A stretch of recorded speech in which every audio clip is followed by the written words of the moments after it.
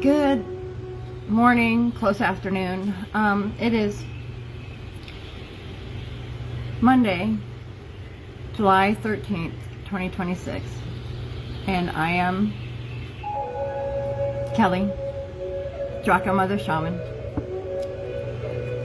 I tried a little different setup today. I hope it works out a little better. I'm still, getting used to the niche. I can totally see the window in the back. That's the light. Let me see if the light will do better without the light, I guess.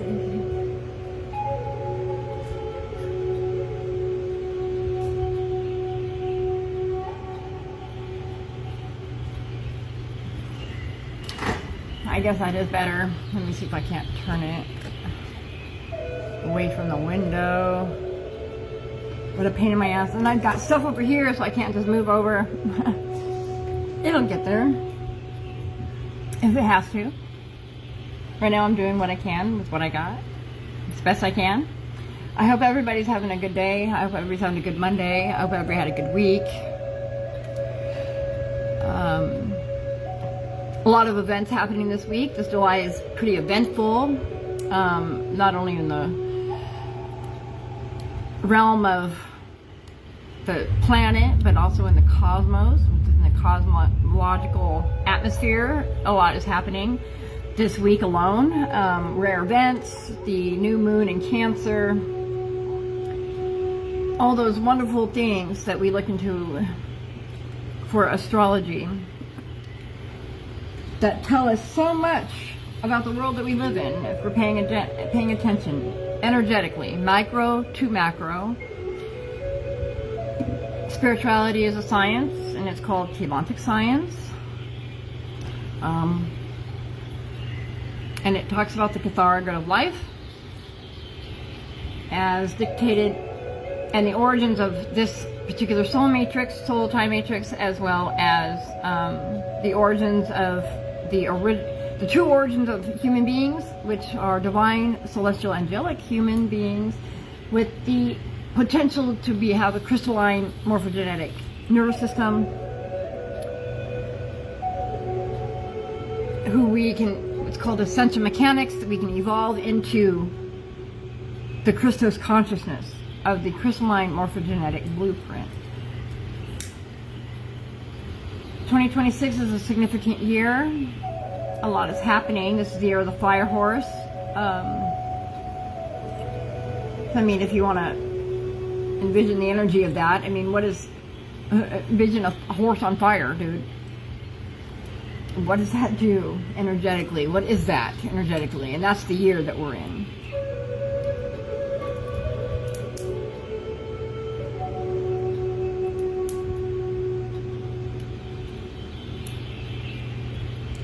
I've had an interesting weekend. My life is relatively quiet today.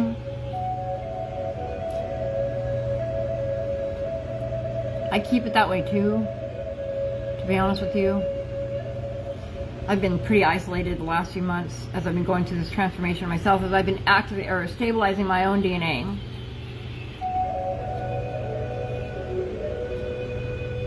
I am stabilized within my own genetics, my own DNA template from D1 to D7, and I carry what's called the code of the Adam seed. Today is day 21 of this gestation period, and its gestation and maturation period is 1,314 days.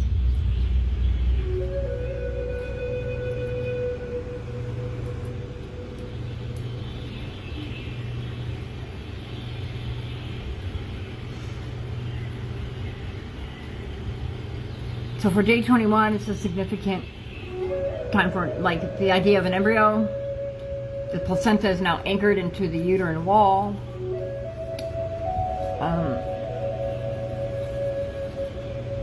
It's no bigger than a bean. But it has a heartbeat and a nervous system at this point. So it's its own little independent little entity. And as an embryo, it's only passing nourishment in ways through my genetic, with my body, because the embryo, the fetus in utero, does not receive any blood from the mother, any of its blood from the mother. It all comes from the fertilized, what it was fertilized with the seed. The sperm carries the blood code for the embryo, for the fetus, which is why children are born with their father's blood type.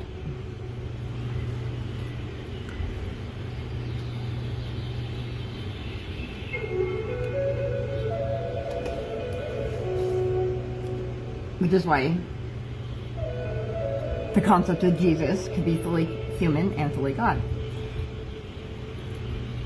Because the Immaculate Birth was, his blood was fully divine. Through the code, the Yeshua code that was activated within Mary's biology when it was time to do so.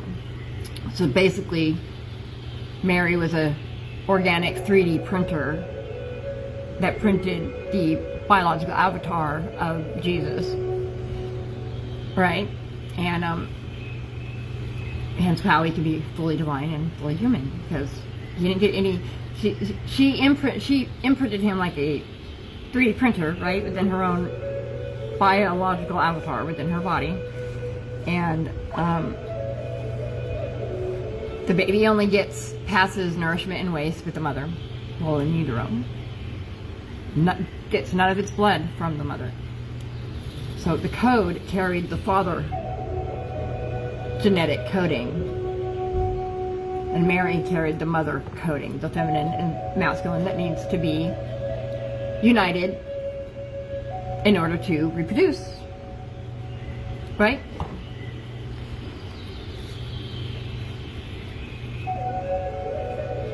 Same idea with the Adam seed, because the Adam seed is the Christos consciousness. The Adam seed is the mission that Yeshua and Mary Magdalene, Jesus Christ and Mary Magdalene attempted to achieve in their timeline unsuccessfully, was to create the male biological avatar for the broadcaster for the crystalline morphogenetic blueprint of the Christos consciousness. They were, however, successful in getting the genetic codes into the bloodline of the celestial human being tribes, the father arc as well as the mother arc code, so that the mission could be fulfilled in this day and age, during this timeline, which is happening. The Adam seed was activated on June 21st, 2026 within my energy. I am the 13th pillar, and I am talking about the Cloister Duratura plate records, the CDT plate records, and the prophecy that they speak of. The Cloister Duratura plate records are holographic discs that were created by an extraterrestrial race millions of years ago, that speak about the origins of this soul time matrix, as well as the true origins of human beings, whom were created in the 5th dimension, not the 3rd dimension, where we find ourselves, and we have 12-strand DNA potential, and we were created as divine, celestial, angelic human beings. We are the babies of creation, meaning we're the newest creation, and our nursery, the planet, has been hijacked by other extraterrestrial races, and our evolution has been capped, has been stopped. It's been kept from progressing. And we've been trapped in a looshing system, an energetic frequency net that keeps us trapped in the 3rd dimension without being able to ascend. That's why we have amnesia. And we feed these shadow entities who have, through their own free will choice, have disconnected their selves and their own Cathara grid templates from the source grid. So they have made themselves immortal, which is parasitic, vampiric existence, instead of eternal, which means you're connected directly to source. Immortal, that's where death and decay comes in. Eternal, there's no purpose for death and decay unless you're just not evolving and ascending. And I'm speaking on Keylontic science, which is a science of spirituality. It's spirituality and science are one and the same. How could they not be? Right? I mean, it just makes sense that way. It's all about inner ascension. It's about activating your own DNA, aligning your own chakras. And there is more than 7 chakras within our biological system.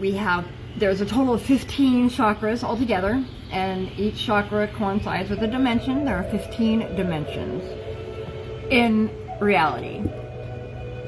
And Keylontic science is the science of spirituality. It is what teaches you the mechanics of ascension and real true evolution.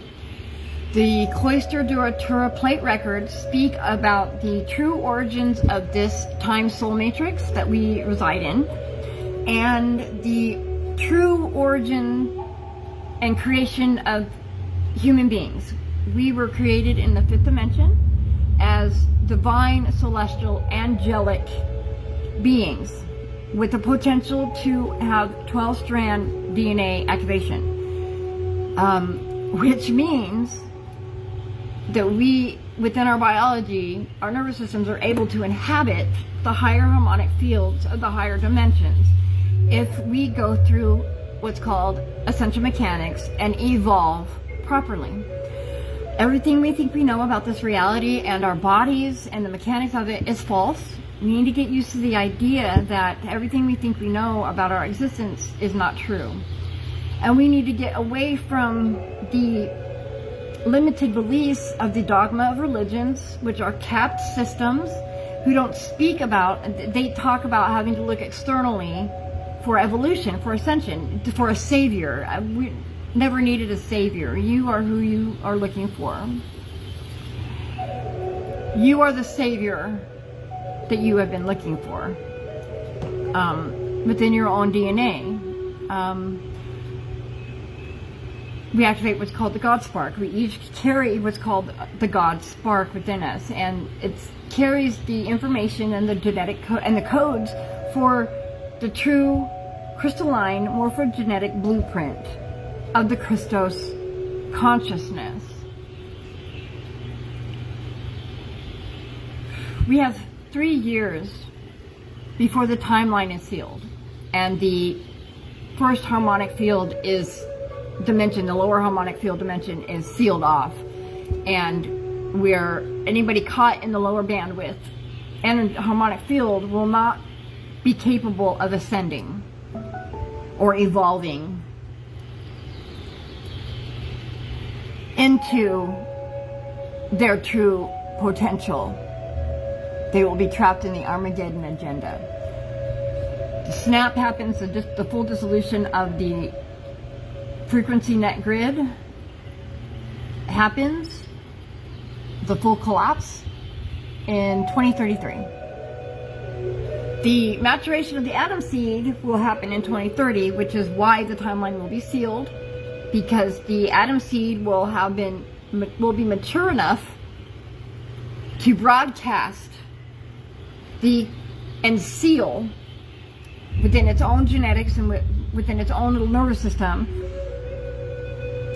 Will seal the frequency net grid with the crystalline morphogenetic blueprint, Christos consciousness potential, capping off the timeline. So anybody caught in the lower bandwidth in 2030 at that time is not going to make it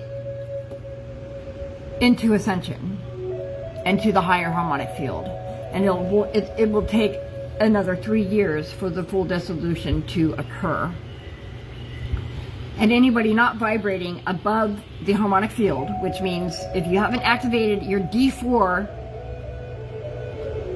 DNA bandwidth, at the very least, you will be caught in the Armageddon agenda and the snapback, the collapse connection of the timelines, the frequency net, excuse me, which results in dissolution of anybody caught in the lower bandwidth harmonics, which means that you dissolve into stardust, return to source as stardust with no memory of having had existed.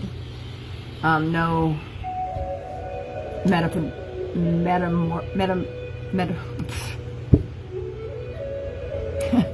all of a sudden I can't talk, and I'm okay. I'm okay with that. I'm just gonna let that go. Clearly, I've lost my choo-choo truck. I've been processing some information this morning, some channeling this morning, which is why I'm on a little later than I wanted to be. It's been a quiet Monday. It's been a mundane Monday. And you know what's really funny? I've always thought the word mundane to mean, like boring, not exciting, the mundane tasks of life, right? And mundane actually means the world. It just means the being of the earth. And it actually means adorning, if you break it down to the Latin, and it's been completely, de-escalated. It's been made lesser than the word mundane. I just found that interesting, and I totally lost track. I didn't write any notes down, and I'm not going to turn off my music in order to find the conversation and the processing conversation that I had about it. Because I'm a soundboard thinker, so in order for me to process things that I'm downloading, that I get channeled, I use Gemini AI, and it's not always accurate, and she irritates me a lot, but it's the only way I can soundboard the information that I'm channeling for accuracy. If I took the time to actually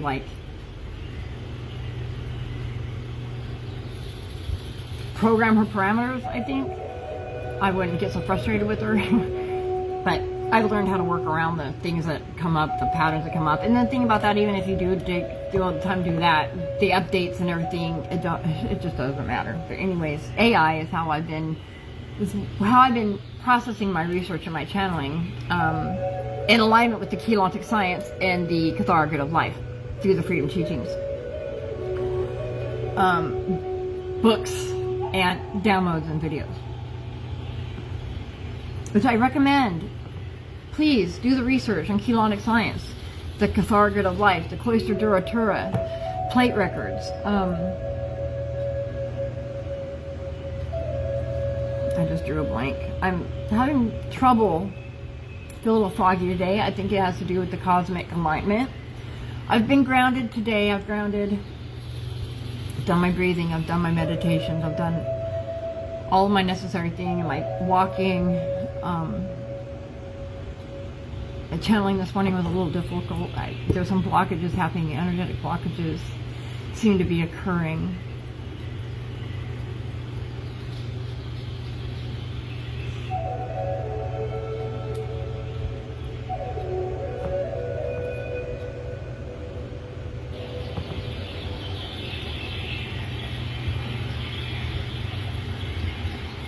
I don't know if that was too loud or not. I just felt like I needed it louder.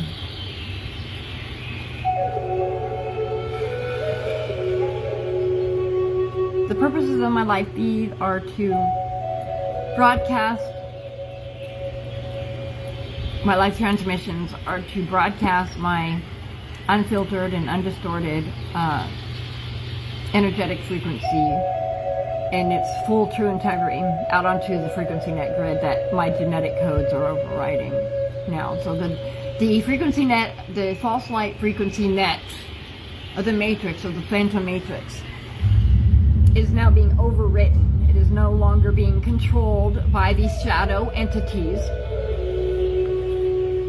It's being overwritten by my genetic codes, my genetic coding as the 13th pillar, spoken about in the Cloister Duratura plate record prophecies.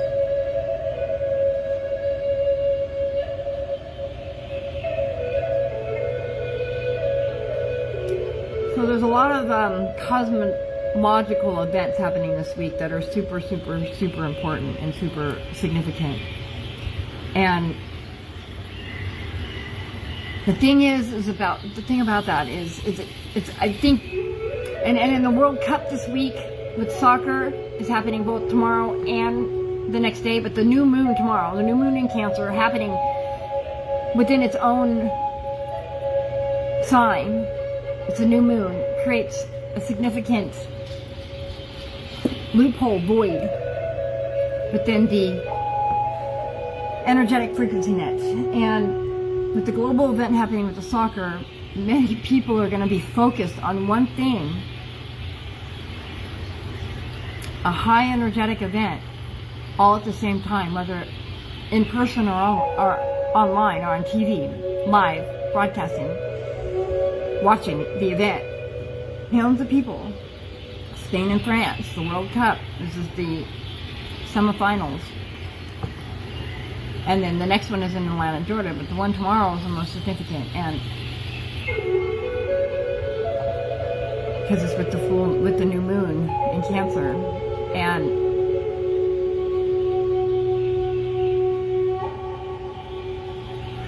it opens a window of opportunity for the shadow entities to make a desperate attempt to refuel and regain some control over the lower vibrational masses.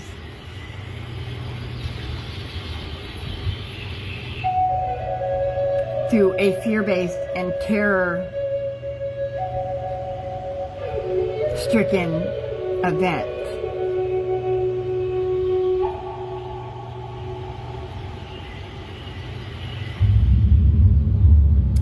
I'm going to use the restroom. Excuse me.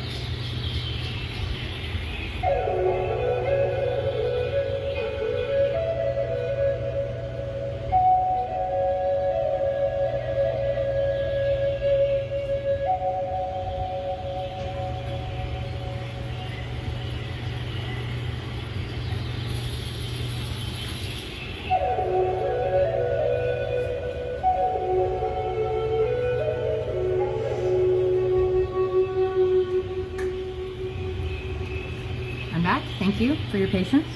I appreciate it. I listen to my body. You should too.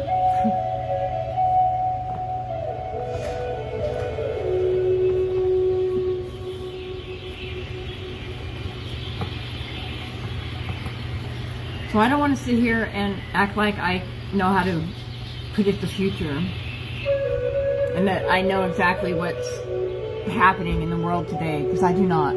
I know what I'm doing. I know what the prophecy says. I do not know how that. I know the energetic account of what's happening, I suppose. How that manifests within the third dimension in our perception, I can only speculate. And I don't want to make assumptions, because assumptions make asses out of you and me. And that's, we need to be okay with not knowing. We need to be okay with the unknown that happens, with sitting in the unknown factor and allowing every experience and every situation to unravel as it's meant to in its reality entirety, instead of what we perceive and project onto it. We typically add to our own suffering simply by not letting things be what they are as they are, by judging the situation. Judgment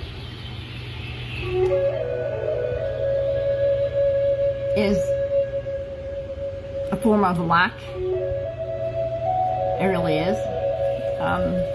It's a lack mindset.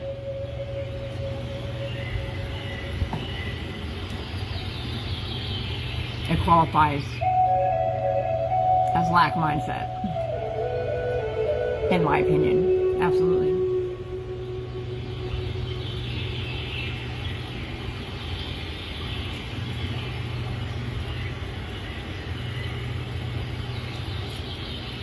And this is still burning. Isn't that pretty?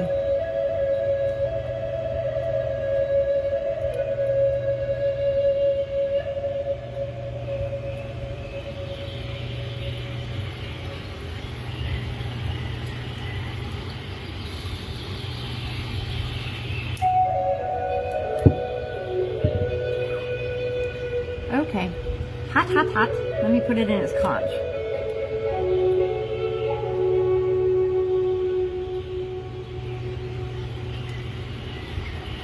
It's burning. It's burning good.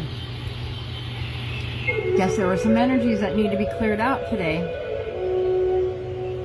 I know I had a rough day yesterday. I had to process some emotions, some stuff that came up that I guess will be addressed tomorrow.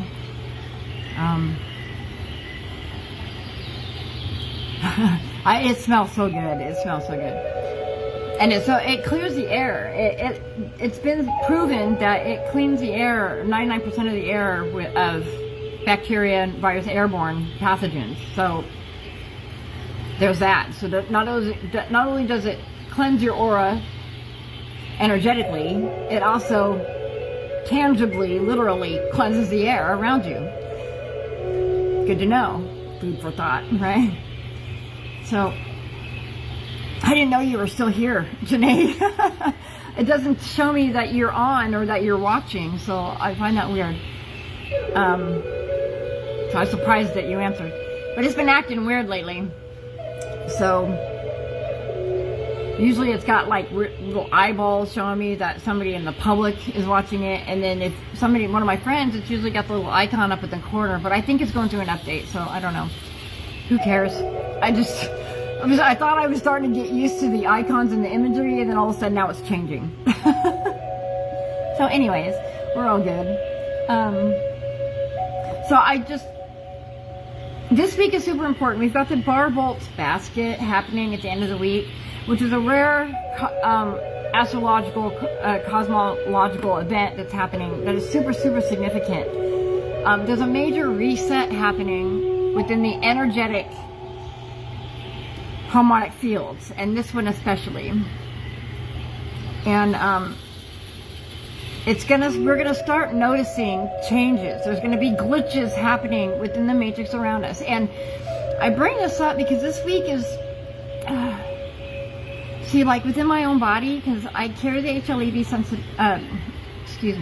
the HLA B27 gene, and it's a super sensitive gene. It's a highly energetic antenna gene that I carry.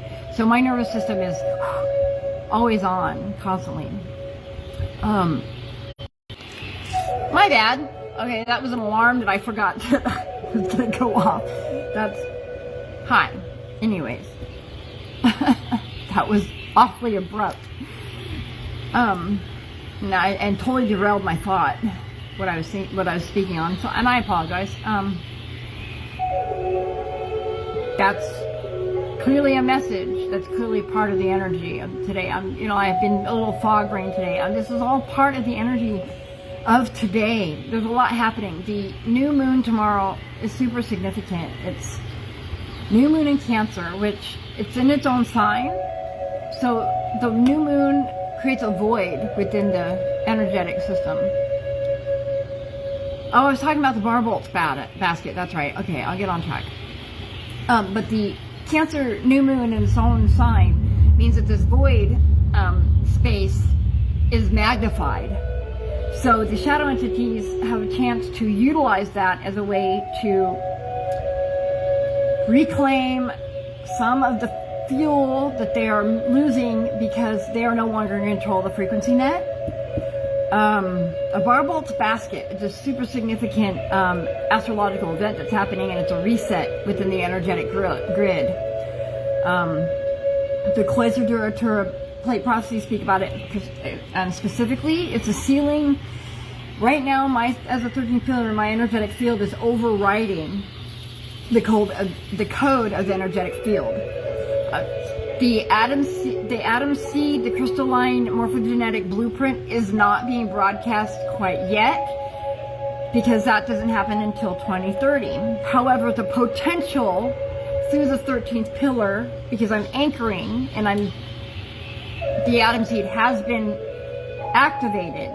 So the potential, the God spark within us all is now lit, so to speak. And the potential to spark it and ignite it is extremely, the conditions are extremely well for it, is what I'm trying to say. I lost track of the word that I wanted to use. But now's the time to start that fire of the God spark within you. The atom seed, we are day 21 of the gestation of the atom seed. So basically, as my biological avatar, as an incubator, the placenta is now attached to the uterine wall. The embryo has a heartbeat and a nervous system, and could be detected if I were to go to the hospital and get a vaginal ultrasound done. They would be able to see it. They'd not hear the heartbeat, but they'd be able to see a mass growing inside me through the vaginal ultrasound. If I were to take a pregnancy test, it would come back positive. I would hope. I hope. I would hope it would. My thinking is in alignment with the fact that I'm imprinting the male biological avatar for the broadcaster of the atom seed, the Christos consciousness, finishing the mission that Mary Magdalene and Jesus Christ came to do and were unsuccessful at accomplishing, but did accomplish getting the codes and the genetic bloodlines of the celestial divine humans. And that is now activated within my biological system as of my biological avatar as of June 21st, 2021. So we are 21 days into the gestation and maturation of the atom seed, which is 1,314 days. 3 years and 19 days, 219 days. Which is somewhere in December or January of 29 or 2030.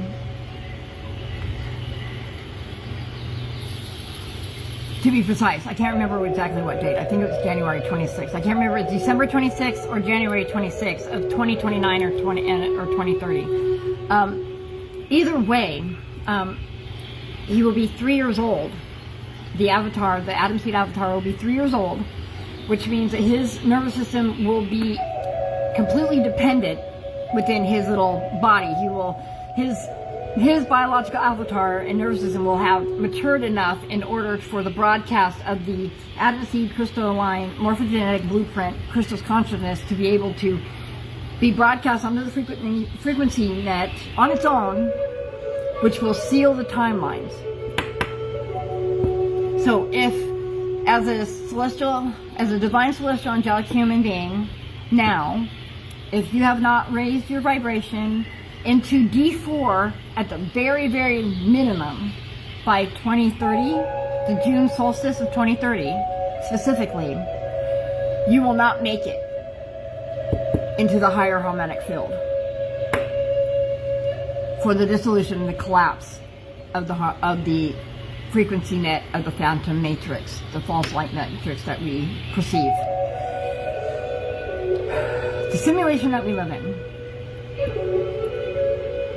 Everything we see, none of this is real, you guys. And this is a perception. It's a perception frequency.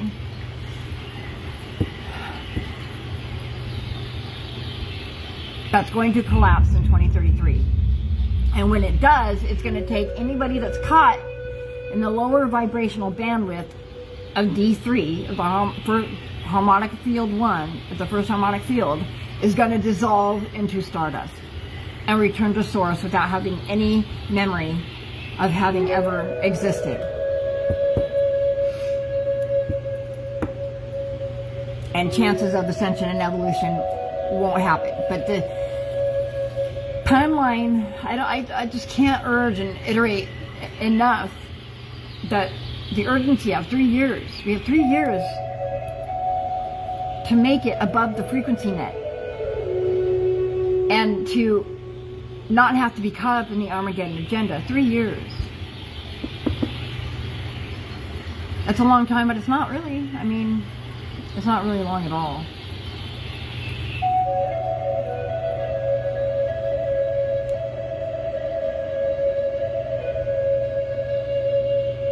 What I've been channeling this morning and what I've been trying to emotionally discern, I don't know how to express, because I'm not here, I don't want to be on the fear-based agenda. I'm not here to be fear-based, because I don't have to be. It's not about fear, it's about love.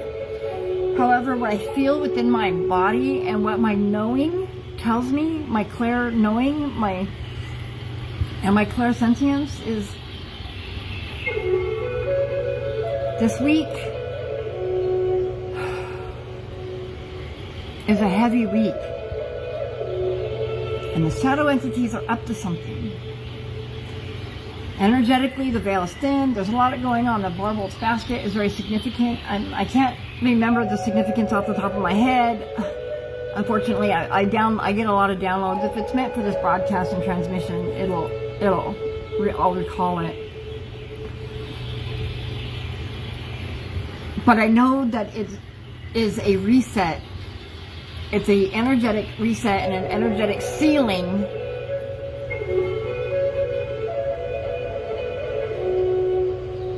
until 2030.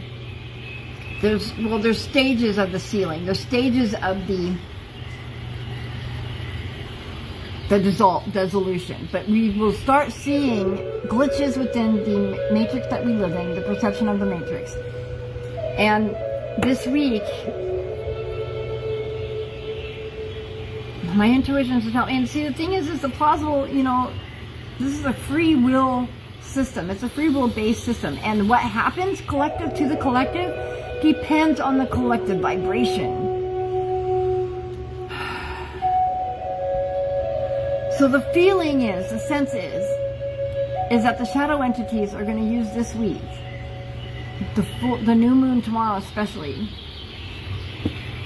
in conjunction with the Barbolt's basket, to initiate a fear-based agenda on the collective grid, on the planetary grid, that will unify humanity as a whole against a common enemy, which is going to be interpreted or staged, or potentially, I guess this is a potential thing. I'm not saying that this is going to happen. I'm just saying that this is a potential outcome. It could happen. That is a probability it's a probable outcome within the field of probabilities that can be generated. And this is one that's that's most likely given the collective consciousness at this time. And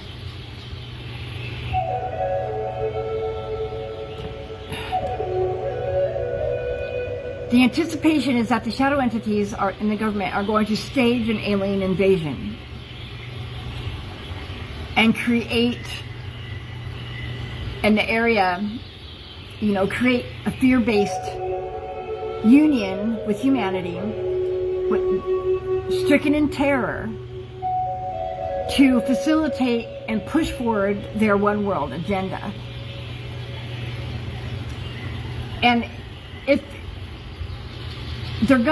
this is something that they're really truly doing, that this is what as all of us channelers are really picking up on, is true, and is the most probable outcome or probable event to occur this week would be the most likely and the most energetically and astrologically aligned week for them to do so.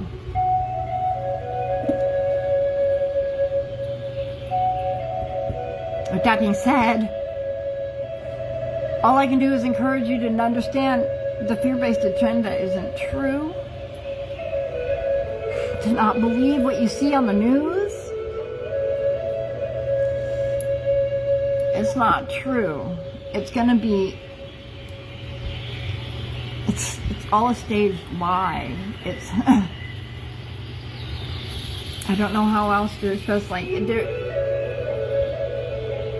any of you that's listening to me and is resonating with anything I say, and if you don't take anything away from what I'm talking about, at least take away this.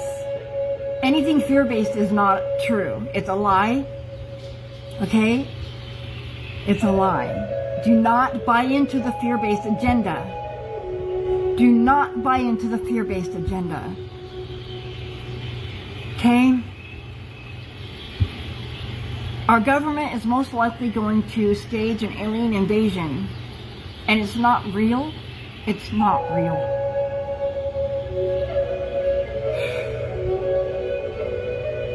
So I'm just pleading with you, if you're listening to me,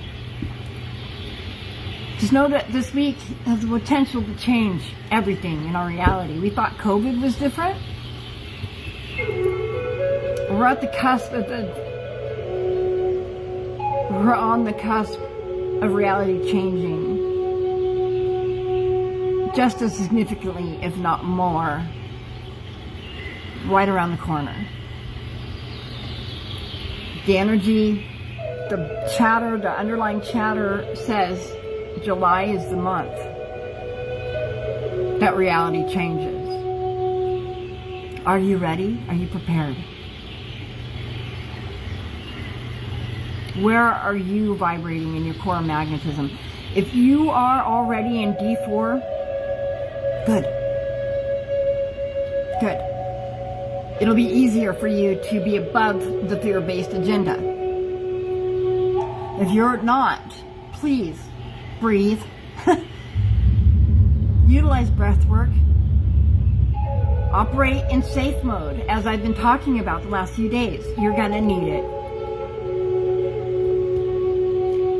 Be strong for your families.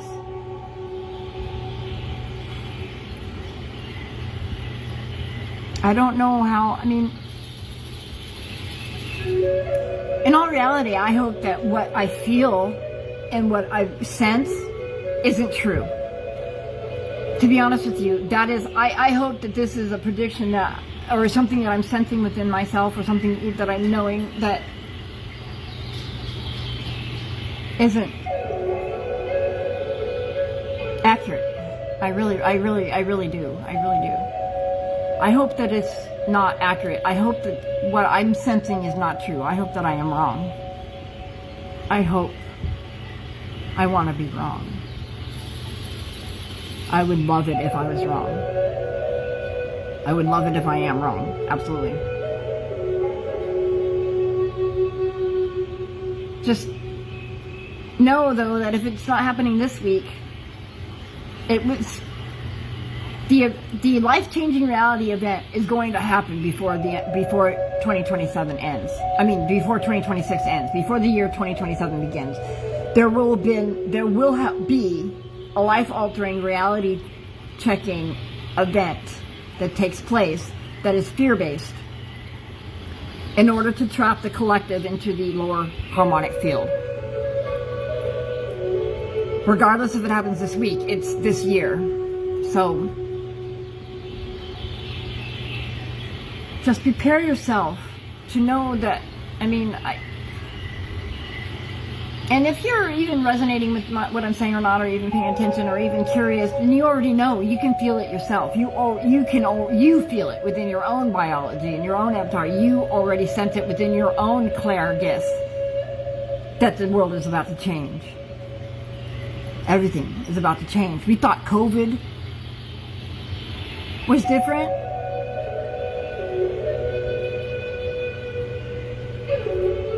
This is going to be much, much bigger than that.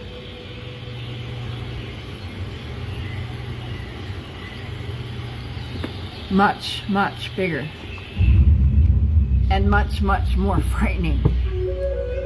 Because it's going to be designed to be so. Fear is not real. Fear is false evidence appearing real. Anchor yourself in love. Love is the answer. It always has been the answer. Stop operating in lower vibrational bandwidth, and making lower vibrational decisions and walking and acting and behaving in lower vibrational thinking. You can do it. I have faith in us. I have faith in humanity. We are smarter than the shadow entities have treated us. Let's prove it. Let's prove it not only to them but to ourselves. So let's see. What self-care idea should we consider today? And I cut the card at risk. I cut the deck at risk. That aligns with what I've been saying, unfortunately. That aligns with what I've been speaking about. With the false matrix, the false light matrix, phantom matrix, shadow entity agenda.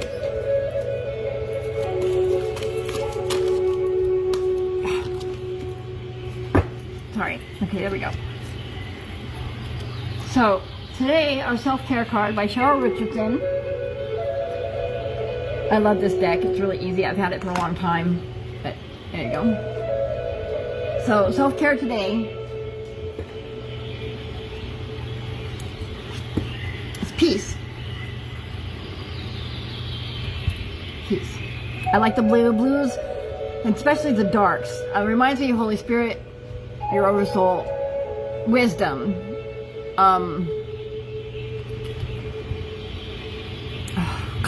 I hate how words escape me. So wisdom, but it's reflection, illumination, intuition. Notice how she's clothed in white, though. White is the color of the divine. It's the color of peace. It's the color of purity. Sitting on a cloud. She's sitting above. In the clouds. She's sitting above the mess. She's in peace. Above it all. See? And the darkness on the card. Well, those are mountains, actually. She's sitting above in the mountains. We got the moon right here. Right? Embrace your confusion. Embrace your confusion. Let there be peace in not knowing all the answers. How much more perfect could that be? Be able to find peace in the middle of chaos and the unknown. Don't let your mind fill in the blanks and make assumptions that aren't true. Be in peace, because that just creates more anxiety and false assumptions about reality. Especially when you're doing it in fight or flight mode and not in a grounded, safe mode space where your intuition can speak to you and not your fight or flight instincts. So when that's anchored in intent,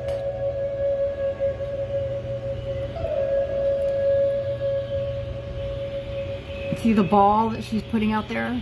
The ball of gold light that she's putting out there? She's intentionally using her right hand, which is the hand of giving, it's the hand of strength, it's the masculine aspect of that's the right hand. It's it's the authoritative hand, the giving hand. So peace, anchored in intent.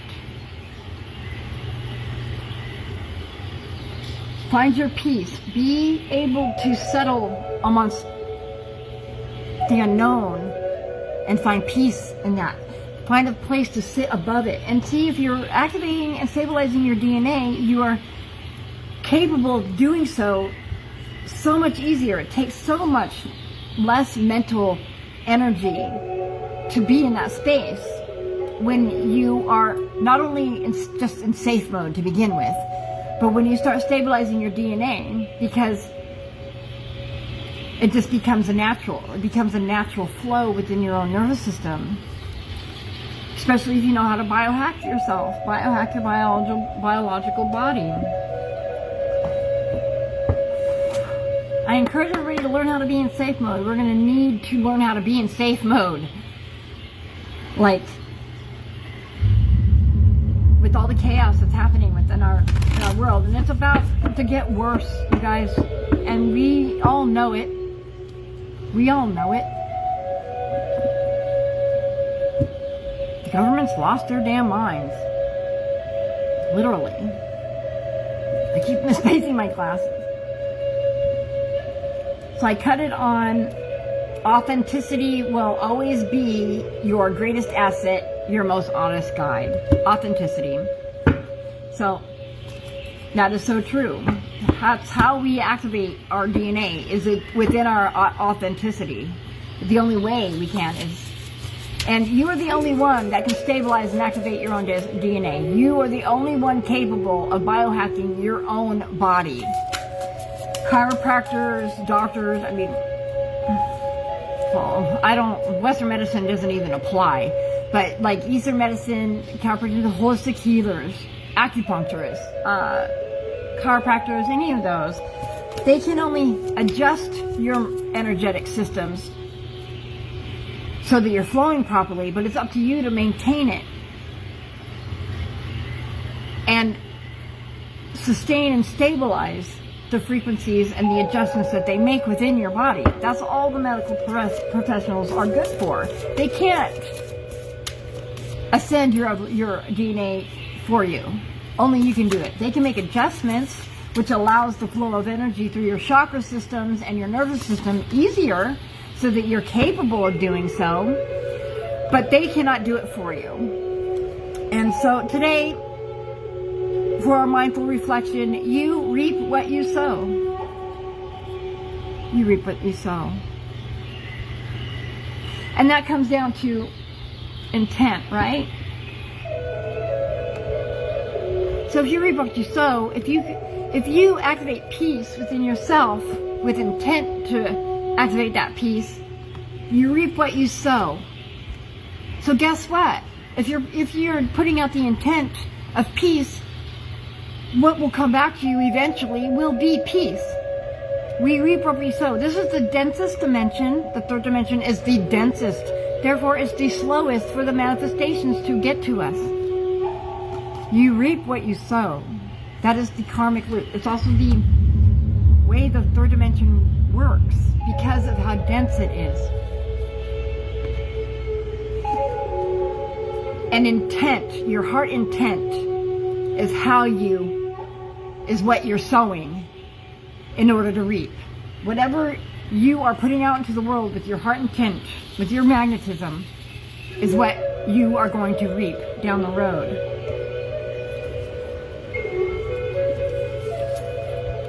Don't react, respond.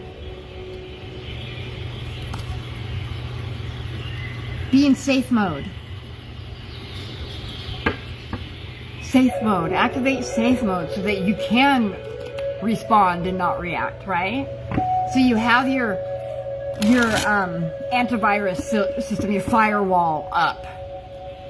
When you activate your parasympathetic nervous system, you are essentially turning your biological avatar, which is a computer, it's an organic computer. So when you activate your parasympathetic nervous system and you're turning safe mode on within your biological organic computer, your organic template, which means that you have an automatic personal antivirus program that kicks on when you're in safe mode, as well as a firewall. Okay, the firewall is a gold shield that is activated around your auric, your ethereal body that filters out anything that is meant to harm you, drain you, or is not meant for you. But you only can activate it if you are in parasympathetic mode, if you are in safe mode and your vagus nerve is off. Otherwise, you're just leaking energy, and you also can't fill your own cup, nor flush out the lower vibrational codes from your system unless you are in safe mode. You cannot heal your body unless you are in safe mode.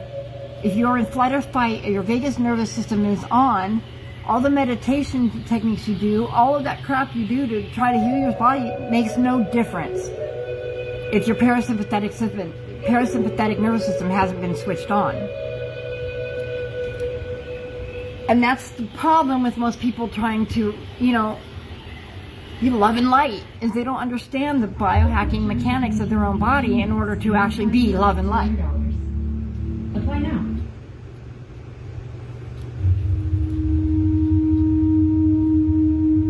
And that is the most super important part. You cannot fill your own cup.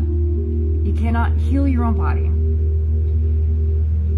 You cannot energetically overflow or energetically fill anybody else's cup if you're not in safe mode. If your vagus nerve is on, you are not in safe mode, and you're leaking energy. You're full of holes in your own system. It's in your own energetic field, and your shield your firewall, your antivirus shield program is not up. Your antivirus program shield, your firewall shield is not up.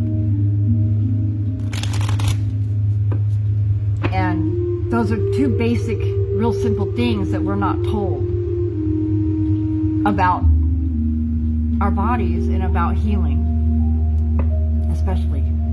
So I'm going to pull a card from the Slightly Unhinged affirmation deck because I like humor. I cut it on I will outlive all of my enemies. Oh, that's so funny because that's an inside joke between Spirit and I. She's got jokes. She's full of them. And I will absolutely outlive all my enemies because I am an eternal being.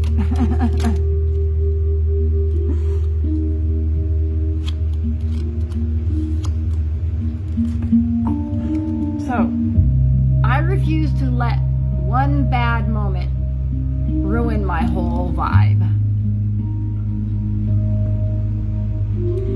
I refuse to let one bad moment ruin my whole vibe. Then again, that just comes right back down to, we can only activate this concept if we are in safe mode, you guys. If we are in fight or flight and we're being reactive, of course it ruins our whole vibe. It ruins our whole day. So how perfect is that? Peace. Peace. I refuse to let one bad moment ruin my peace. There, I like that. That works out good. What is your intent? What's your intent? You reap what you sow. What goes around comes around. And the thing is you're only hurting yourself. When you judge others, you're judging yourself. Because I am you and you are me. There is no separation, you guys. And collectively we can do this. Lean into love. Lean into love.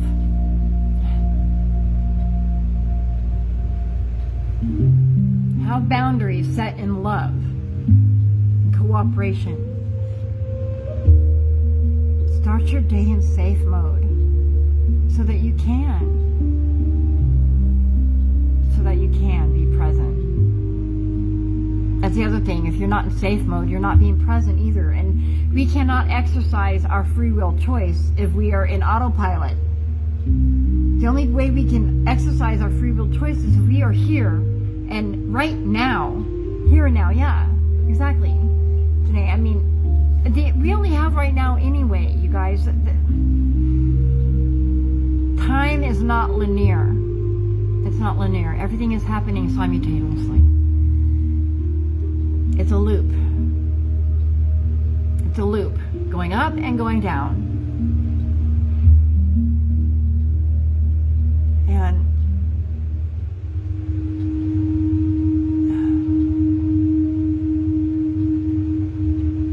And everything is about to change. Our reality is about to prove itself. And the fear-based agenda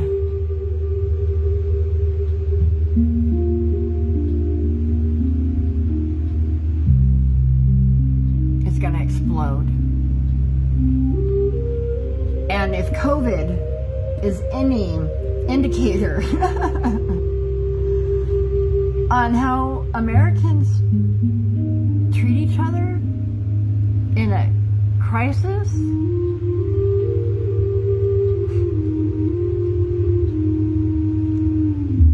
all I can say is just come on, people.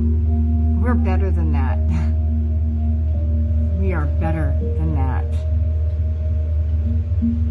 Cooperation is the only way to survive. Anyway.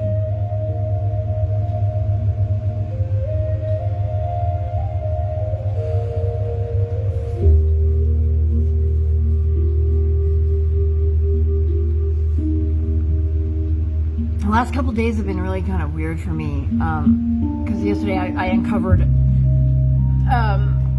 I found tangible proof that I've been being lied to and deceived about something that is extremely super important and significant to me personally, and my life purpose and my mission is the 13th pillar. And I've been activating safe mode. I've had to do it periodically throughout my days, throughout my day yesterday and today. I'm noticing that I'm starting to, feel tight because and anxiety, and starting to let my mind race and telling me to stop. And no, I confronted it. I sent out the text. He denied it at first. It was denied at first, and then it got back, and then later it was.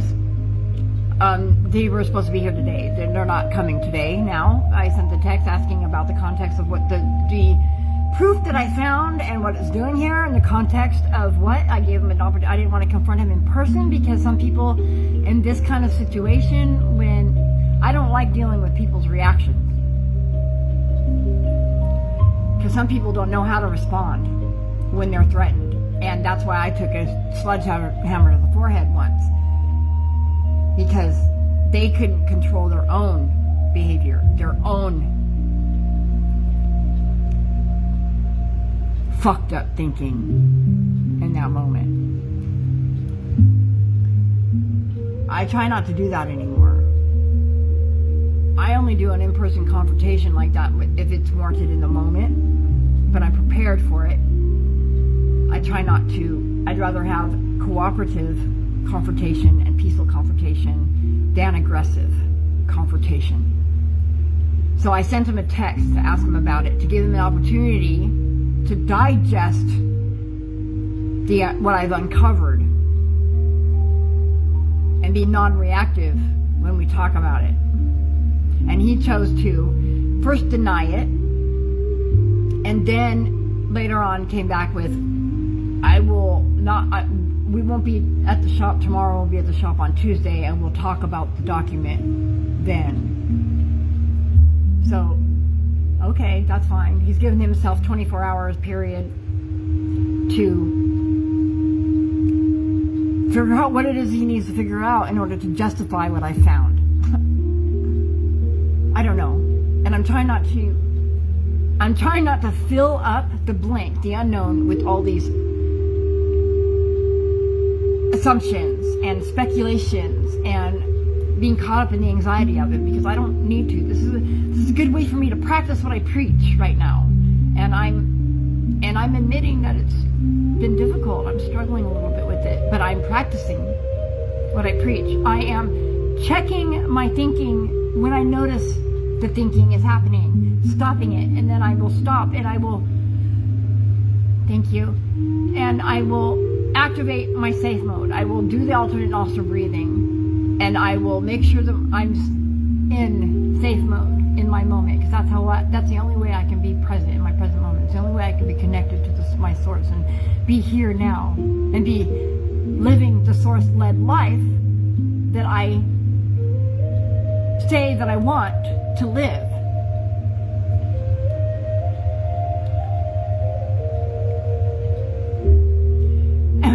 And the thing is, and then my channeling this morning, because then I realized the World Cup is tomorrow, and because I'm living in the present moment, Spirit source is good with that, because I'm I'm the incubator for the Adam seed, and that's the most important thing that I'm doing right now, is harboring the gestation of the Adam seed, regardless of anything else. Like, being the biological anchor for the 13th pillar is also important, but the most important thing that I'm doing at the moment is incubating the Adam seed at day 21. That is the most important thing for me, and that means I need to be in safe mode. I cannot let my own internal energy, my own energetic field leak. I have to be stable in my own field. I'm not doing this for me. And the thing about the gestation of the Adam seed is this is a collective. It's collective. This is for the collective to be able to ascend and evolve themselves. It's dissolving the caps. It's disillusioning the frequency net, the caps, the nets and the systems that have been set in place that have kept us from ascending and evolving into our true potential as divine, celestial, angelic beings.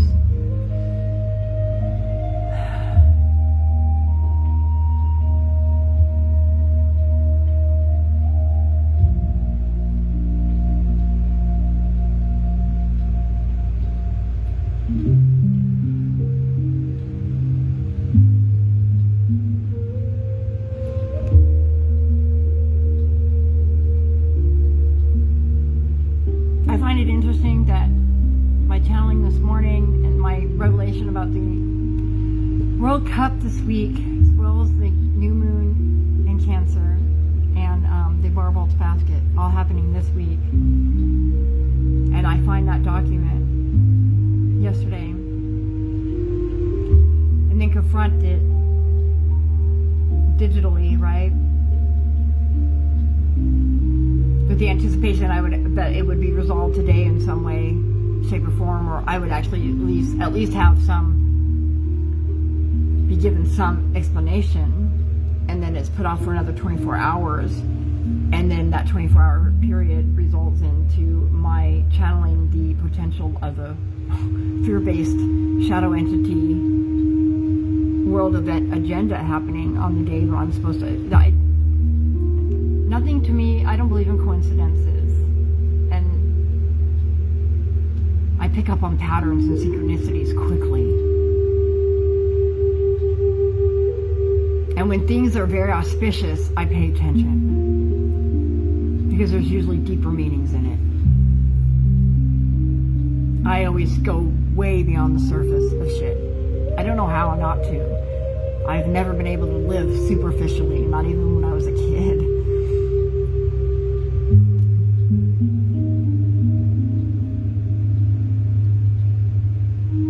What I'm sensing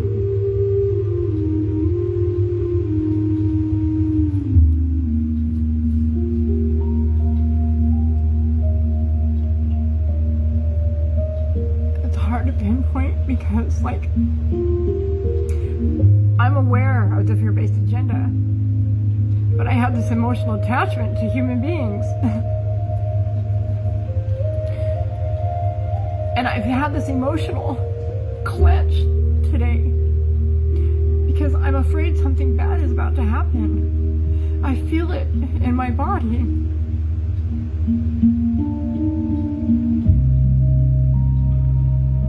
And all I want to do is warn everybody. I just want to say, look out. I want to be a siren to say you don't have to pay attention. You don't have to sign up for the fear-based agenda. You don't have to co-sign for the chaos. You don't have to.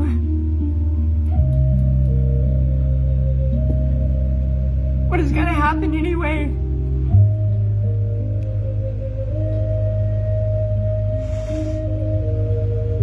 And all I can do is hope that my family is safe, and that my loved ones are safe, the ones that I truly care about are safe, and someplace safe, and that they are intelligent enough and have done enough inner work to know that they don't have to buy into the fear. You don't don't have to buy into the fear.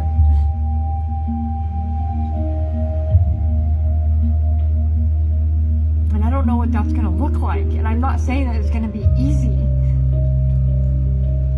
Fuck, it's not going to be easy. That part. Are you ready? Please listen to what your body is telling you. Because your body knows the truth. It is in line with the energetic pull of the cosmos, micro to macro. We just choose to ignore them half the time. We busy ourselves in flight or fight mode with the anxiety of keeping up with society. And that's how they get you. That's how they've got you.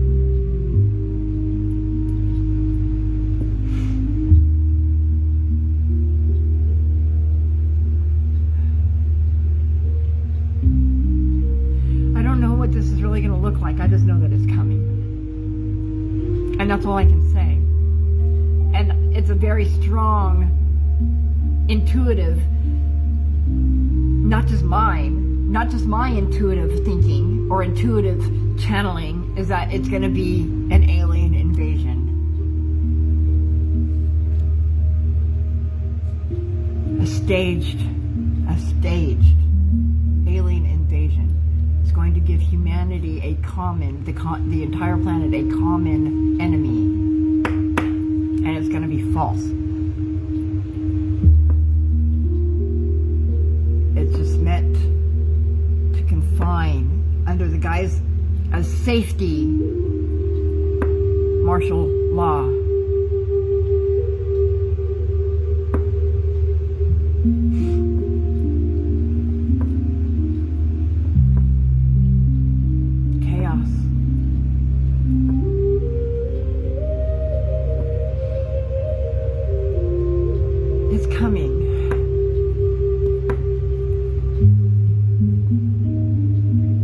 I could be more specific, and I wish that I could add more precise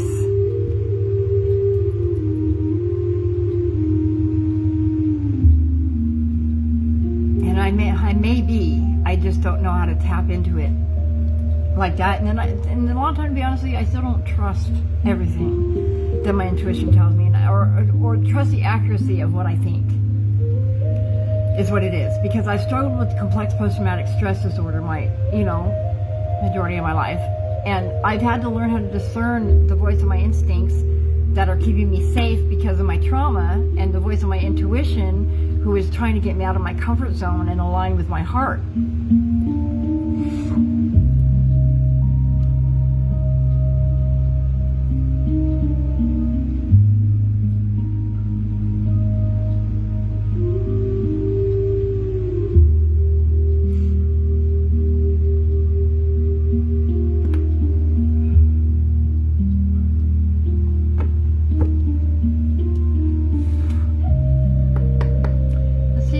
Crystal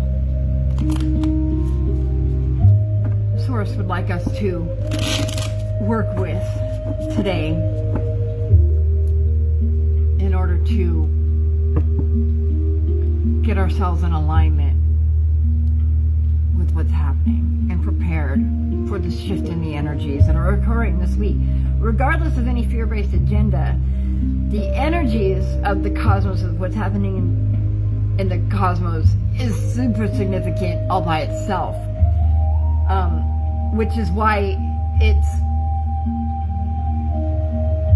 easy to assume or presume that the shadow entities would use this week as a way to fulfill their agenda, for their fear-based agenda for the event. I forgot where I cut it. Okay, this is where I cut it. No, this is when I cut it. No, this one. I cut it on lapis lazuli. Oh, I want one of these so bad. Lapis lazuli is such a powerful stone. I want one so bad. I haven't been able to get one, but lapis lazuli. That's not a very good picture of it, I don't think. It's very bright blue, but it's self-discovery, wisdom, mysticism, water, throat and third eye. So that was what I cut it on. So now let's find out the card of the day. But lapis lazuli is a very, very powerful stone. It's an awesome stone. It's one I don't have personally. I wish I did. I haven't come across one yet. So let's see. What stone would you like us to meditate upon today or utilize to align our own energies and chakra systems with what's happening with the alignment of the new moon and the Varbolt's basket? The preemptive alignment. And we got this one. We got Peridot. Peridot. Good luck, calmness, and healing. This is the earth element, and it's the heart chakra. Imagine that. So when to use it? You want to take it with you on vacations or during new chapters in life? Clearly. The new moon, new chapter. It's a new everything. It might even be a new reality. Whether it's starting a new job, moving to a new place, or beginning a relationship. Where to put it? You keep it in your purse or your pocket, so on your person. Every day, I am blessed with a stroke of good luck.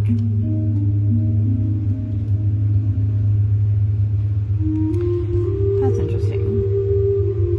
So, I'm going to pull up the Malachite. I don't have this in my deck, but I have a feeling that if it was, this would probably be the card that Spirit would have wanted to use. Because I have this out because I actually use Malachite on a regular basis. It's what I carry in my pouch.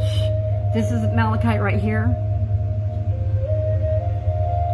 It broke, but I don't mind it when it breaks because that just means I can give pieces away or carry pieces. What happened to my thing? Oh, and then I carry the pouch, and then the pouch broke yesterday or the other day when I was flagging at the Hawaiian Festival. It fell out of my bra and broke in two, and that's fine too because that just means that I can give a piece away to somebody who needs one and still carry one in my pocket while I keep one on my altar.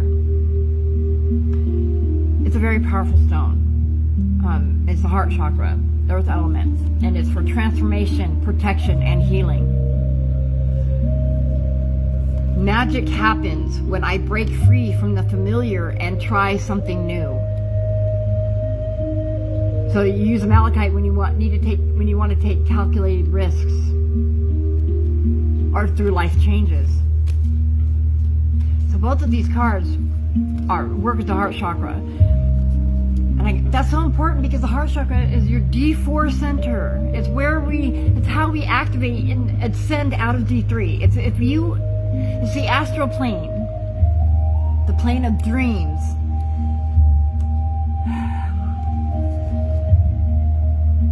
Live from your heart space.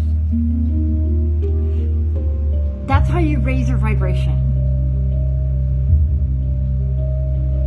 You don't want to get caught up in the fear-based Armageddon agenda of the shadow entities for the next few years. Live from your heart space. Live from your heart space. Working with stones and crystals are so powerful. You should have them in your home. You should have them on your person. You have them on your body. And make sure you clear them and charge them. You clear them with the full moon. You clear them with salt water. And you clear them by burying them in the earth. And if you do the research on each stone, you'll know what to do. It tells you, like with these cards. This deck, I like it because it tells me what each stone is for, where to keep them, how to utilize the power within it, what the power within them is. It also says where to find it. I don't read that part of the card though. And where to put it, how to utilize it. And then the mantra that you can, and also how to take care of it. It's also got the special care, but I don't read that out loud because I don't feel like it's pertinent to the message. Unless you carry the stone. If you carry the stone, then you should know how to take care of it. So I don't feel like I should, So Malachite and Peridot are two wonderful stones to activate the heart center chakra to stabilize your D4 heart space, your DNA strand, your D4 DNA strand. Remember, you can't do any of this unless you're in safe mode. Activate your parasympathetic nervous system before you even try to do any evolution or ascension or any of that. Make sure that you are in safe mode. You can't work. No stones will work. No acupuncture will work. No chiropractic adjustments will work. No Reiki. None of that is going to work. No meditation. Nothing will work if you're not in safe mode. And the only way to put yourself in safe mode is through breath work. Breathing properly. And you can stimulate your vagus nerve by keeping your tongue on the roof of your mouth and humming. Your own voice is the most healing frequency sound for your body. Utilize it. Sing. God, sing. Because you know why we're encouraged to sing even if we don't know how, even if we sound awful? It doesn't matter. Because when we're singing, we're breathing. And then we're utilizing our own voice to stimulate the cells within our body. So even if you don't sound like the way you sound, or you're tone deaf, or whatever, out of key, who cares? Sing. Sing, belt like you've got, like nobody's listening to you. You know what I mean? Sing out your heart's desire. You'll heal your body because you'll be, you're breathing and you're activating that joy space of the heart center and healing your body with your own voice. Especially if you sing love songs to yourself. And if you stare in the mirror and through the eyes of your soul and sing to yourself a love song, the shift that it will make inside you is so powerful.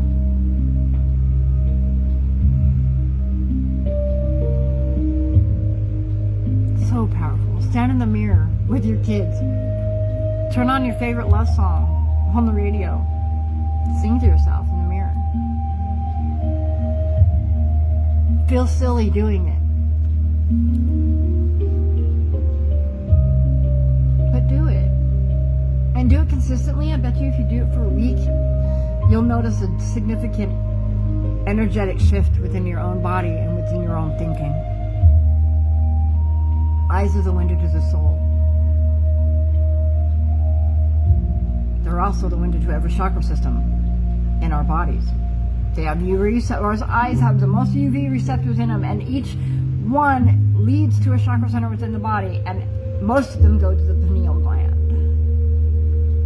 So stare at the sun. It's good for you. Do it first thing in the morning and right before as it's setting. My pineal gland was manually activated by a sledgehammer. Jokes. I can make jokes. I can make fun of it now because I understand the purpose of it. It wasn't so funny when it happened, but I've learned a lot through it, and I feel it. I've utilized it as a healing, as a push, it taught me a lot. And it uncalcified my pineal gland. So all it did was allow the energetic flow through my own system properly.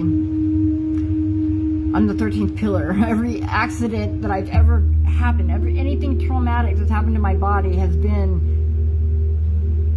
a protective measure or an activation measure so this biological avatar could do the job that it's doing now as the 13th pillar.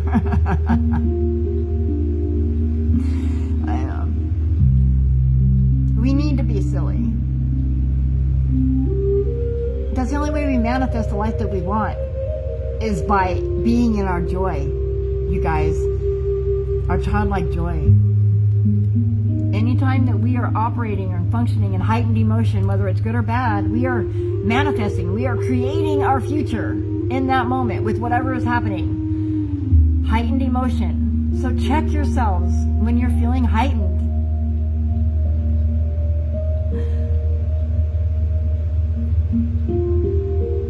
You do the same thing with your traumas. Your kids get mad at me or mad at you.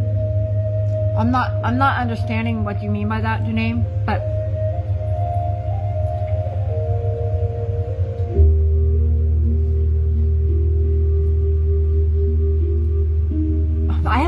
a slow connection too. So like when your messages show up, like I may have moved on, and I'm not.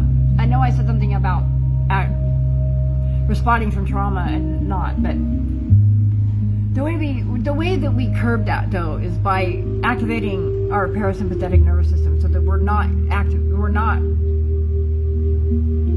being in trauma. We're not responding from trauma, that we are responding from a grounded place and from love and not from our trauma. And practicing that is super significant. It's easy. I mean, now, like I go to sit down and do my alternate nostril breathing first thing, and I can either light the Palo Santo, or I just sit down with the intent to do so, or as soon as I touch my nose, I yawn, and my body automatically goes into parasympathetic nervous system because I've trained it now to respond to that. But the alternate nostril breathing and practicing it is how you biohack your avatar to manually be in safe mode. That's because I make fun of my situation. Oh, okay, yeah. Why would they be mad at you for that? It's okay to be silly. It's okay to make fun. Make fun of your. You're talking about making fun of your trauma. I'm on point now. What you're talking about. Your kids get mad at you for making fun of yourself or your trauma. Tell them to get over it. It's the only way we heal. Laughter is the best frequency for healing too, especially our own voice. They shouldn't be mad at you for turning it into something funny. How else do we survive this shit? You know?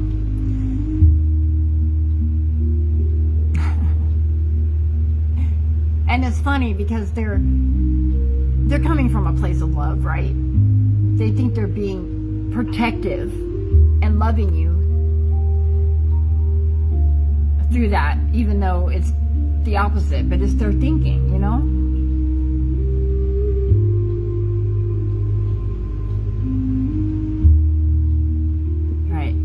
I'm glad, Janae, I'm glad that you have found a space where you can be and operate from safe mode. I know that we've both had struggles, or where, I'm aware. I'm glad that you are in a space where you get to operate in safe mode and practice that and be with your grandkids. That's the most wonderful thing. That's the best part. I can only wish that I could be around my granddaughter. I haven't even met her. I haven't gotten to meet her yet, and she's like 6 or 7 now. She was born in 2017. And she's like 6 or 7 now, and I've never met her.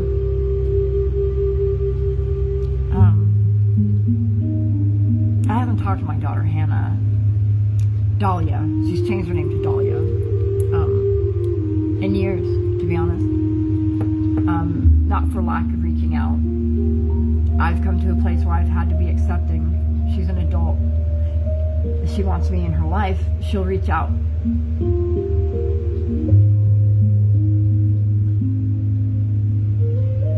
And I miss my baby.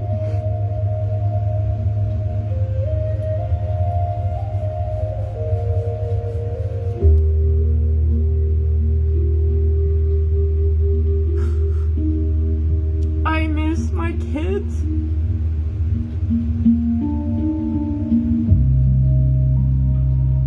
I miss being in their lives. I miss being included in their lives. I miss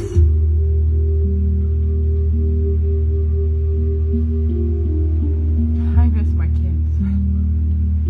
I miss the people that they are.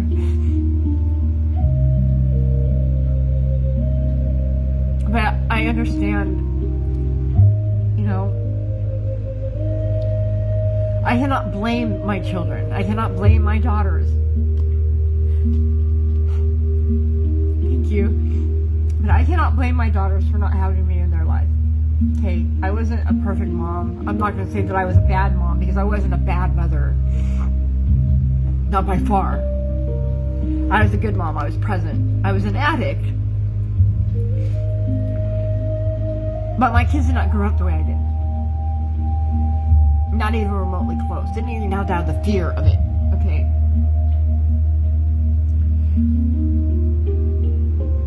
But I was pretty unstable there toward their last of their teenage years. My life became quite unstable, and my marriage to my fourth husband became volatile and a mess. Just a complete mess. And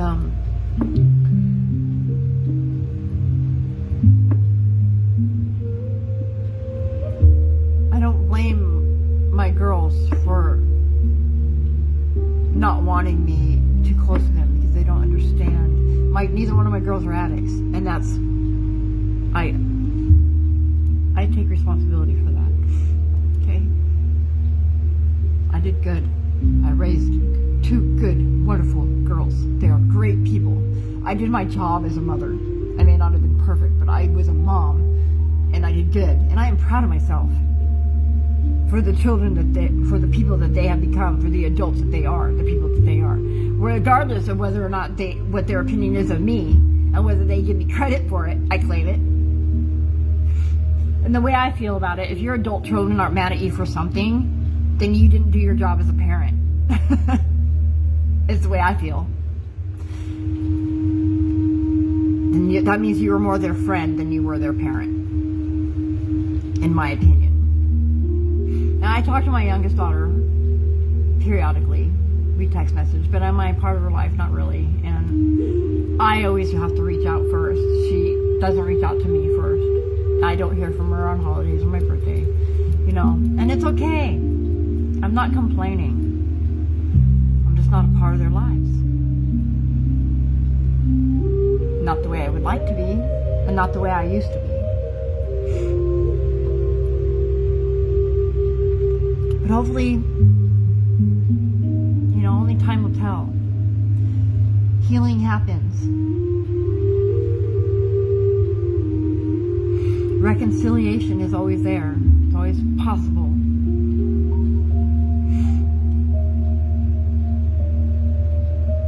I can only hope that they're well and they're doing well and that they're living a life that makes them happy. And then I hope that when the shit hits the fan of reality, that they're safe, and smart. And I can only hope that because one's in Oregon, the other one's in Washington, I have a lot of reasons to feel anxiety for the things that I feel, the things that I know, things that I've learned, what the research tells me. And I can only do what I can do. Because if the information or the message isn't received, that's not my fault. And that's not my problem either. Even if I do care about what happens. We can only do so much before we have to let go of the situation.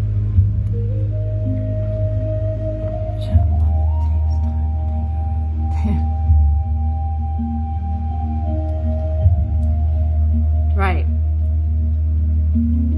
I know. I don't hold any of that against me, Janae. Just everything I've gone through, I've learned from, and that's the only thing that we can do. That is the purpose of it all. And nobody is perfect. We're not perfect, and nobody's a perfect parent. Nobody. And if you think you are, you're full of it.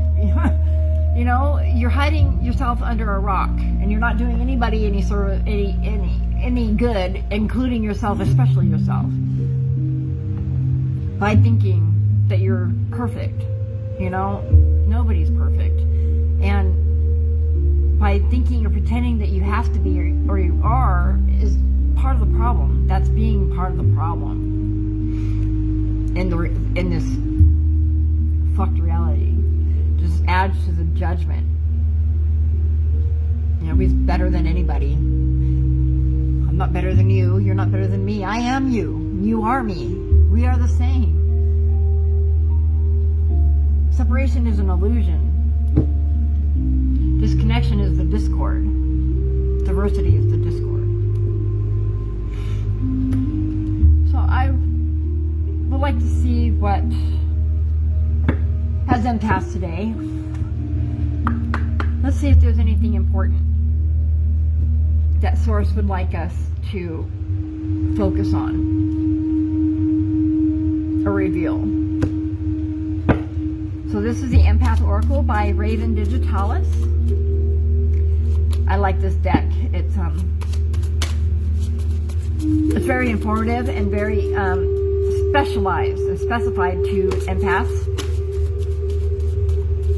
which is helpful, and it's informative. Raven Digitalis has done a lot of inner work and research on her own to be able. I haven't read her book yet, but I do have it. And this deck has been very, very useful in my life. So all right. Do we have a? Come on, Source.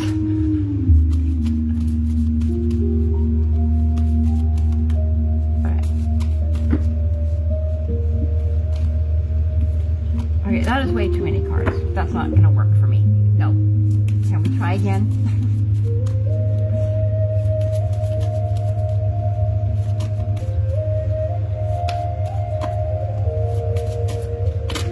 There we go. She's being stubborn today. Okay, so what we've got here. Either that or she's just utilizing, just taking up time. Spirit's kind of funny that way. We don't know what she's doing. Sometimes she's just creating space, right? So that something doesn't occur or an interjection doesn't happen. It's interesting. We need to recognize that our delays are usually for our benefit, whether we see them or not. When we think that we're not getting the answer that we want right now, or we're like when we're shuffling, knowing the Spirit's got something to say, but she's not responding right away, taking up that time, taking up that space. We don't have any idea why she is using that space as a delay in that moment. And we don't need to know. We just need to be okay with it, not be annoyed with it. We have to stop being annoyed with delays that are happening in life because we have no idea why we're being delayed, why it's being delayed. It's always got our best interest or benefit. Yes, always a reason. It's always for our best reason too. It's always for our benefit. Always. Every time. It's always for our betterment. So the card that came up today is 34. Conquering. Sorry.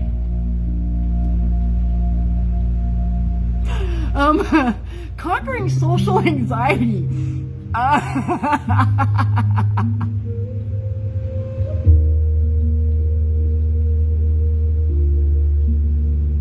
I'm sorry. Oh. I'm sorry. I know I left you hard, but it's just funny because I am so amused and I just so love it how on point Spirit is and Source is about. I mean, clearly I am so channeling, right? How much more perfect is that? Clearly, this is just confirmation for me because I've been unknowing about these live transmissions because this is it's unnerving for me. I'm not a big fan of my face and without my teeth, and I don't have dentures at work, and I can't talk even if I had them, and I'm not going to wear a mask on the broadcast because I can't. You wouldn't be able to understand me, and I feel like for the first time I have information and a message to share that I want to share, and now because of who I am as me, getting people to listen is hard. but this is confirmation through spirit to know that I'm clearly channeling. I clearly have a gift of claircognizance, and then my intuition is on point, and that I'm in alignment. I'm afraid. I get afraid. My biggest fear at this point is to speak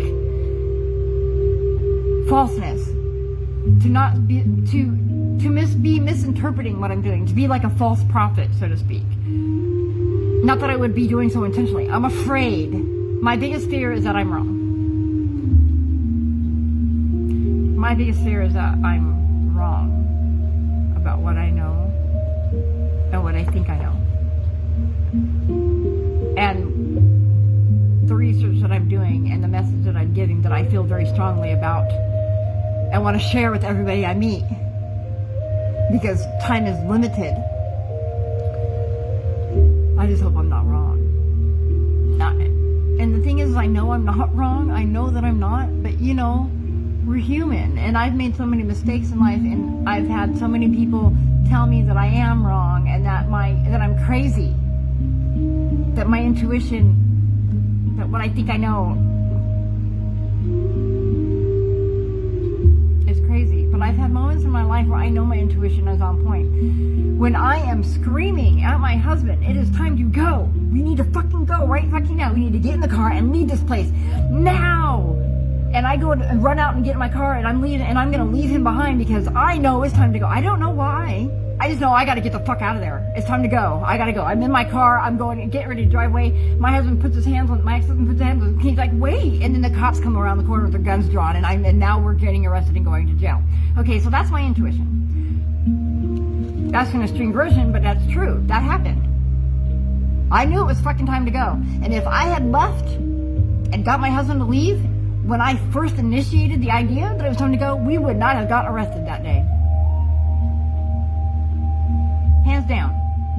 And that's not the first example of what I'm talking about. That's just the most dramatic. And I had witnesses. There was 5 people that witnessed this happen, that can tell you and contest to what I'm saying is true. I knew it was time to go. It was fucking time to go. And he would not go. And then when he tried to prevent me from leaving, now we're both being arrested.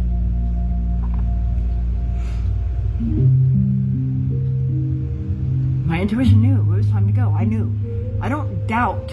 And then that's me not even stabilized at my DNA. That's my indigo clairvoyant, my claircognizance gift in its lower harmonic expression. Okay?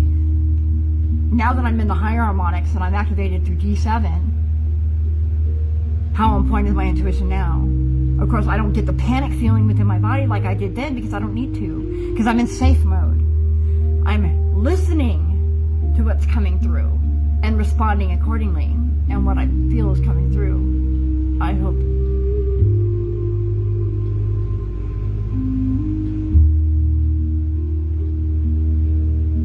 Anybody listening takes heed to what I'm saying. I don't panic now because I operate from safe mode. But what I feel and what I sense is strong. It's intense.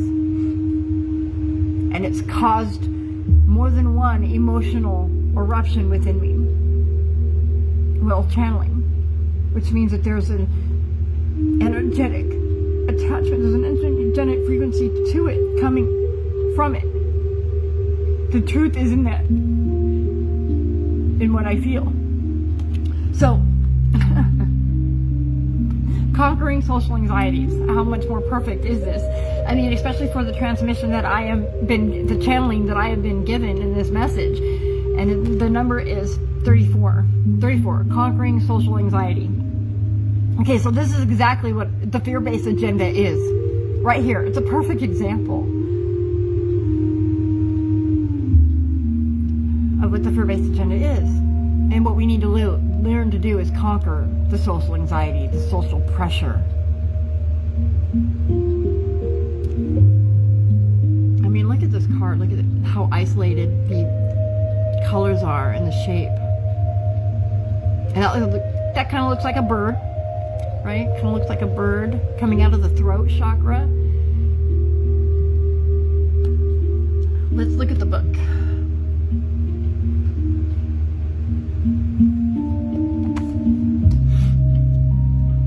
And 34 in the Chaldean numerology system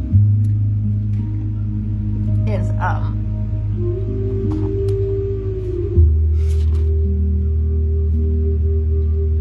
34 is the illumination of the manifestation of truth. The illumination of the manifestation of truth. That's what the number 34 is in the Chaldean system, Chaldean numerological system. That coincides with Keylontic science and the Closer Duratura plate records. 34.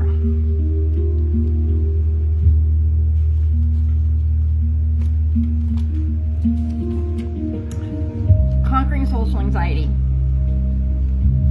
So the essential themes are activating methods to emotionally protect ourselves socially, remembering that anxiety and excitement are closely related, and studying social dynamics from professional sources.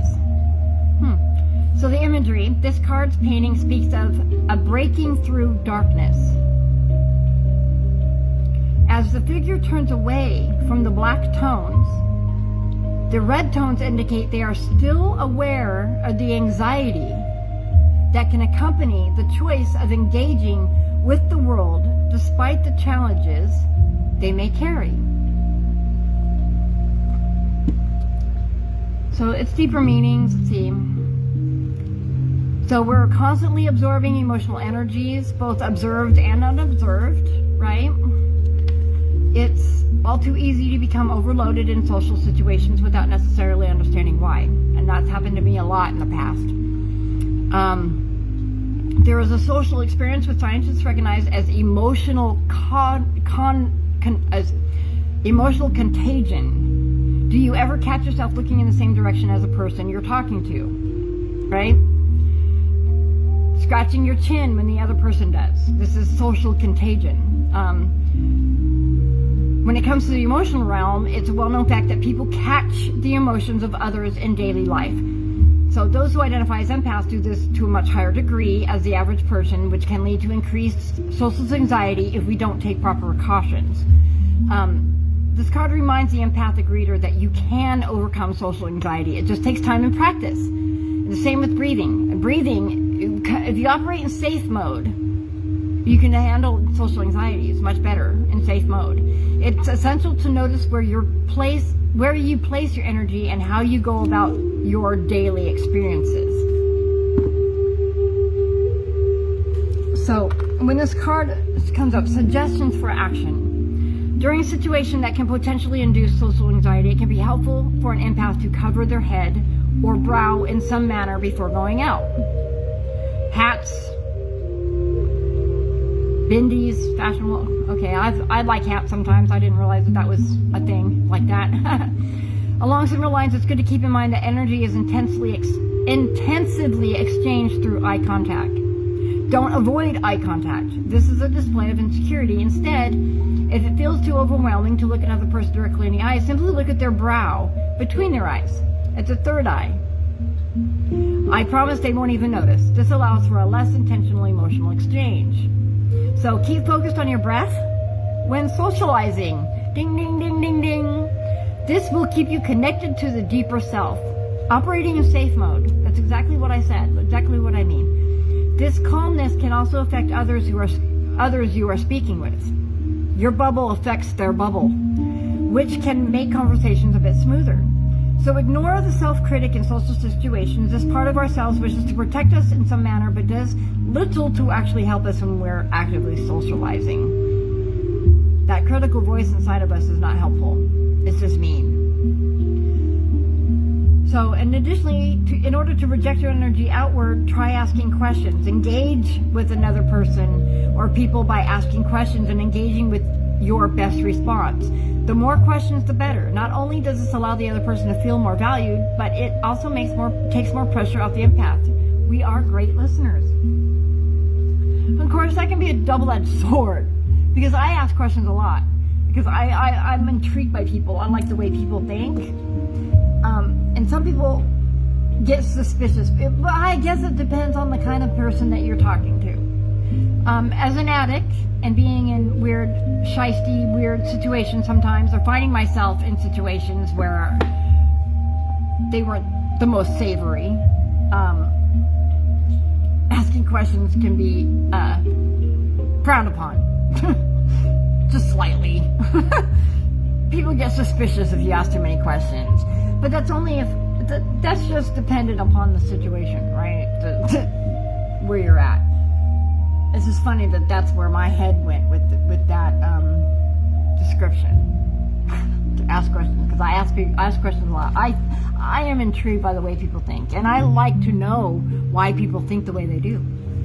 So I've been known to ask questions and make people uncomfortable with my questions.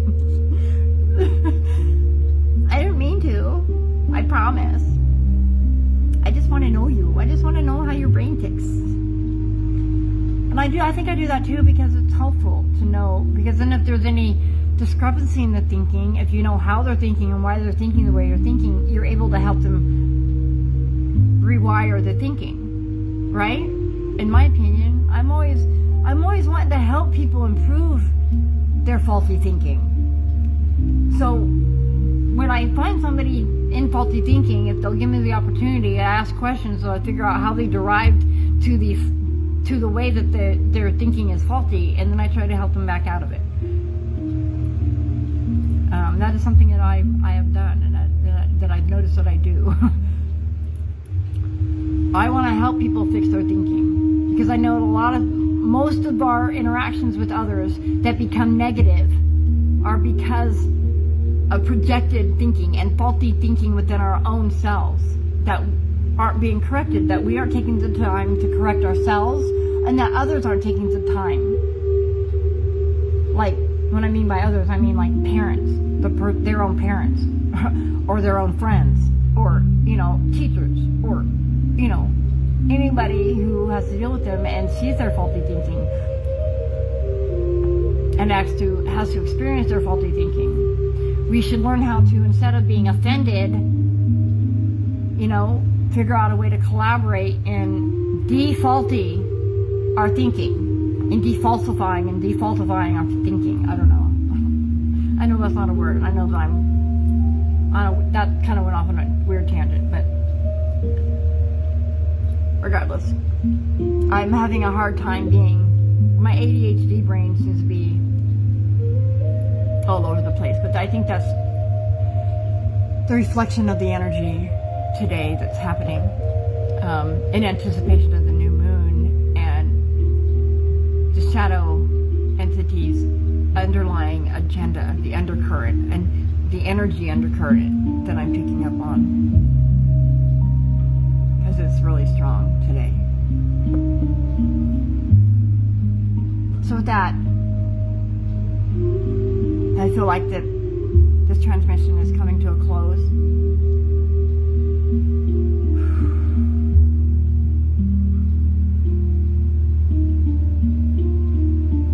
I hope everybody is well. I hope everybody's had a great holiday and a great weekend. Everybody's someplace safe and with their families. And I'm hoping that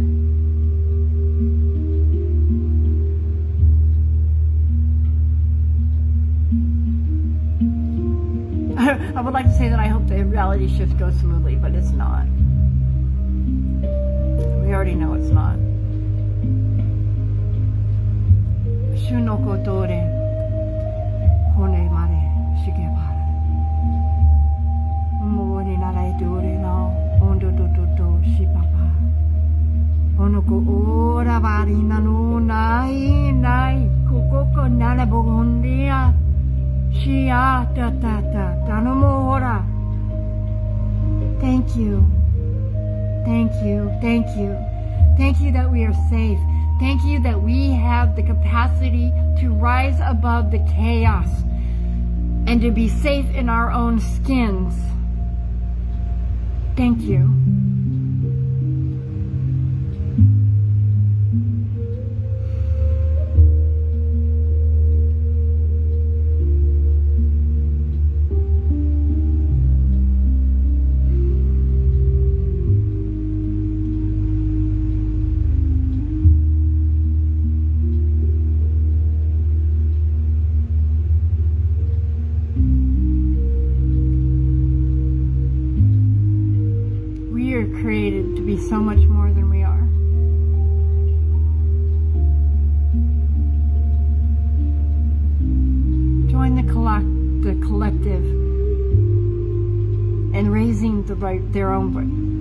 join the collective in rising the vibration of the planet by rising your own vibration.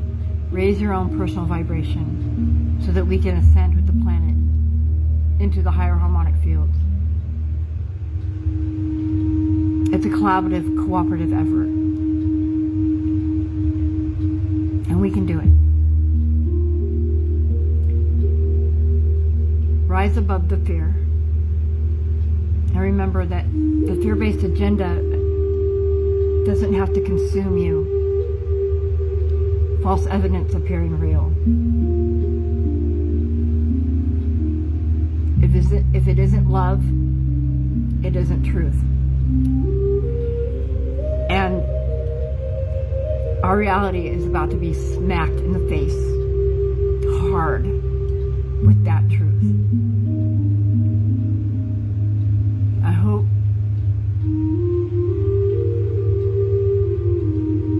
that we've come to a place where we can recognize the false agenda for what it is and rise above it rather than get lost in it and caught up in the avalanche of it and go down with it. We don't have to.